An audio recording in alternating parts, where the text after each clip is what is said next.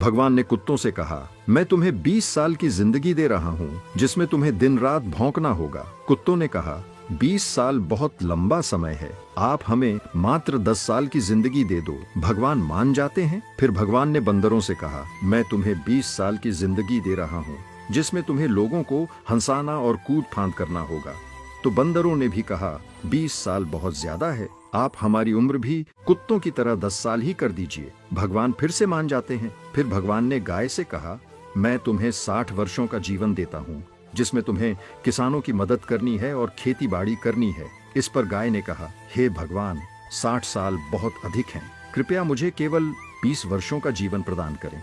फिर से भगवान मान जाते हैं। फिर भगवान मनुष्य से कहते हैं, मैं तुम्हें 20 साल का जीवन दे रहा हूँ जिसमें तुम्हें हंसना है, खेलना है और खूब मस्ती करनी है। इस पर मनुष्य ने कहा, सिर्फ 20 साल? आप ऐसा कीजिए, मेरे 20 साल के साथ कुत्ते के बचे हुए 10 साल, बंदर के 10 साल और गाय के छोड़े हुए 40 साल भी मुझे दे दीजिए। भगवान मान जाते हैं और कहते हैं, जैसी तुम्हारी मर्जी।